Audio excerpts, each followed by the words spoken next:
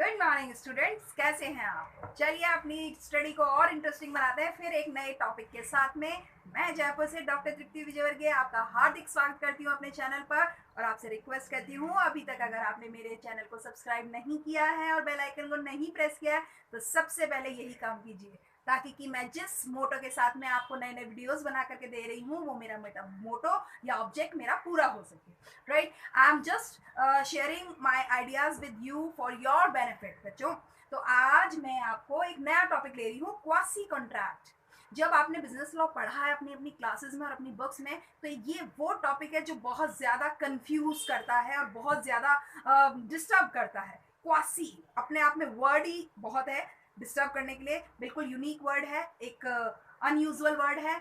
होता क्या है क्वासी? देखो हिंदी में कहते हैं अर्ध गर्भित या अर्ध निर्मित जो अनुबंध होते हैं वो। इसमें एक चीज याद रख लो, ऐसे कॉन्ट्रैक्ट जिसमें हमारा कानून बीच में पड़ता है और कुछ चीजों को वो जबरदस्ती कहता है कि अब तो ये करना ही पड़ेगा, आप चाहो चाहे ना चाहो, इसको बोलते हैं क्वासी कॉन्ट्रैक्ट। एक तो होता है कि दो पार्टीज हैं आपस में सहमत होते हैं कंडीशंस पर, और एक ये वहां पे ये third party operation of law हो जाता है जो ये कहता है आप चाहो चाहे ना चाहो अब आपको ये काम करना पड़ेगा क्योंकि परिस्थितियां ऐसी बन गई हैं।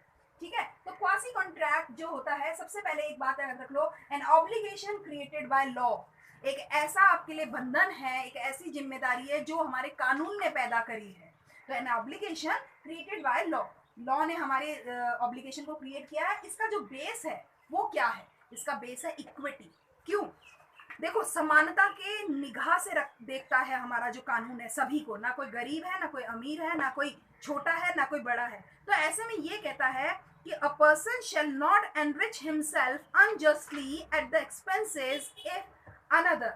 यहाँ ये जो मैंने ये लिखा है इसका एक प्रिंसिपल है, a person shall not be allowed to enrich himself unjustly at the expense of others. किसी दूसरे के खर्चे पर आप अनुचित तरीके से अपने आप को फायदा नहीं पहुंचा सकते। अगर ऐसा करते हो तो आपको कानून ये कहेगा नहीं, आपको ये पैसा उसे लौटाना पड़ेगा या इसका कोई कंपनसेशन आपको इसका करना पड़ेगा या कोई परफॉर्मेंस आपको देनी पड़ेगी। बस इसी को कहा गया है क्वासी कॉन्ट्रैक्ट। अब आगे बढ़ते हैं। इस क्वासी कॉन्ट्रैक्ट को जब जब समझेंगे आप हमेशा याद रखो एक बहुत इंपॉर्टेंट केस लॉ है जो काम करता है, और वो हुआ था 1976 का केस लॉ है, अक्टूबर 1976 का। आगे बढ़ने से पहले मैं आपको बता दूं कि हमारा जो सेक्शन 68 से 72 तक का जो आईसी 1872 का है वो 68 से लेकर के 72 तक की जो सेक्शन है ये सारे सेक्शन क्वासी कॉन्ट्रैक्ट को कवर करते हैं। और ये जो केस लॉ हुआ था इसमें सेक्शन 70 बड़ा बेस बना था, बहुत बड़ा बेस बना था। और इस केस लॉ में क्या हुआ था मैं आपको बताती हूँ, आपने गौर किया होगा मैं बहुत इंपॉर्टेंट केस लॉस आपको टाइम टाइम पे अपने वीडियोस के जरिए आपसे शेयर करती हूँ ताकि आपकी नॉलेज एनरिच हो और आपके आंसर लिखने के पैटर्न में भी बदलाव आए। तो इस केस लॉ को मैं बता दूं, union of Indian versus Sitaram Jaiswal का ये केस है। देखिए union of India versus Sitaram Jaiswal, पहले तो ये याद रख लीजिए। और अक्टूबर 1976 का ये केस लॉ है और इसमें क्या हुआ था जरा सा ध्यान देते हैं। इसमें कुछ ऐसा हुआ था कि कंपनी थी जिसका नाम था मैक इंप्रेस लीव्स जो कि कपड़े बनाने का काम करती थी, और इसमें यूनियन ऑफ इंडिया को सप्लाई किया था कुछ माल जिसका मालिक था जो फैक्ट्री है उसका मालिक था सीताराम जायसवाल। इसने जब माल सप्लाई किया था तो यूनियन ऑफ इंडिया ने ये कह दिया कि ये माल तो गलत आ गया है, और जो गलत माल आ गया है तो इस वजह से ये माल को हमें पसंद नहीं है। और उन्होंने क्या करा, एक कंसिडरेबल टाइम के अंदर तो माल को लौटाया नहीं और माल को एक रीजनेबल टाइम के क्रॉस हो जाने के बाद में लौटा करके ये कहते हैं ये तो माल गलत आया है। तो अब ऐसे में सीताराम जायसवाल ये कहते हैं कि सर अगर ये माल गलत आ गया था तो आप मुझे विद इन टाइमिंग लौटा देते, मैं नया माल भेजता या मैं उसमें इंप्रूव करता, जो भी कुछ करता मैं कर लेता। पर अब ये ना तो माल आपने स्वीकार किया ना मैं बाजार में कहीं और बेचने जैसा रहा, मेरे तो नुकसान हो गया, तो मुझे तो इसका कंपनसेशन दो। तो यूनियन ऑफ इंडिया ने कहा नहीं नहीं आपने तो माल ही गलत भेजा, हम क्यों आपको कंपनसेशन दे। तो यूनियन ऑफ इंडिया ने सीताराम के ऊपर केस फाइल कर दिया।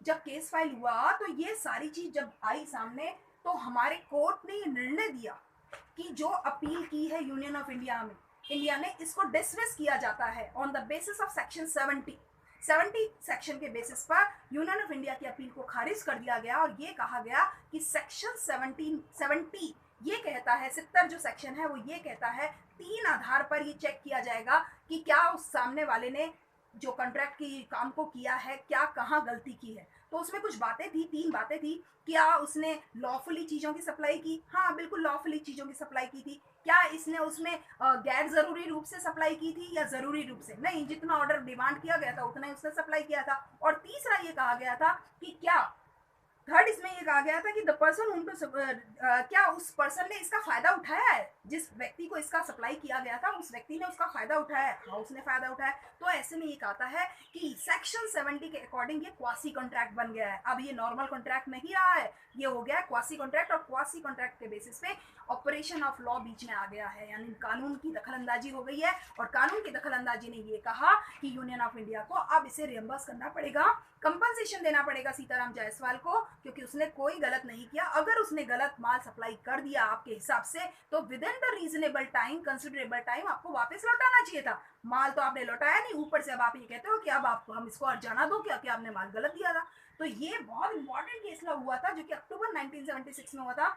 आप जब भी क्वासी कॉन्ट्रैक्ट के कोई भी शॉर्ट नोट या आंसर को लिखेंगे आप इस केस लॉ को जरूर कोट कीजिए। It's my suggestion to you. ठीक है, तो अब आगे की बात करते हैं कितने तरह के होते हैं क्वासी कॉन्ट्रैक्ट। क्वासी कॉन्ट्रैक्ट होते हैं 4 तरह के।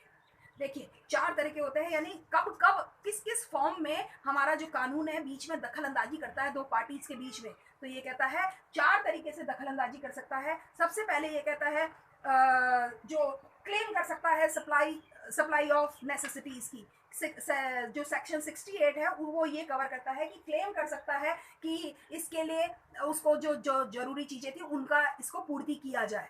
ये एक इंपॉर्टेंट चीज है ना। अब आगे एक और चीज है, claim for necessary supply to a person incapable of contract. जो कॉन्ट्रैक्ट को पूरा करने में असमर्थ है, उसको जो जरूरी चीजें जिंदगी जीने के लिए, रोटी कपड़ा है, कोई भी चीज है, उसको वो पूर्ति की जाएगी। सबसे पहली चीज कौन करेगा? जिस सामने वाली पार्टी करेगी, जिसकी वजह से उसको परेशानी हुई है। दूसरा एक फॉर्म है reimbursement of a person paying money due by another in payment of which he or she is interested. उसे वो रियम्बर्स भी करना पड़ेगा उस व्यक्ति को जो वो व्यक्ति उससे जुड़ा हुआ है और उसको इस पैसे की जरूरत है। रियम्बर्स करना पड़ेगा इन द मॉनेटरी फॉर्म।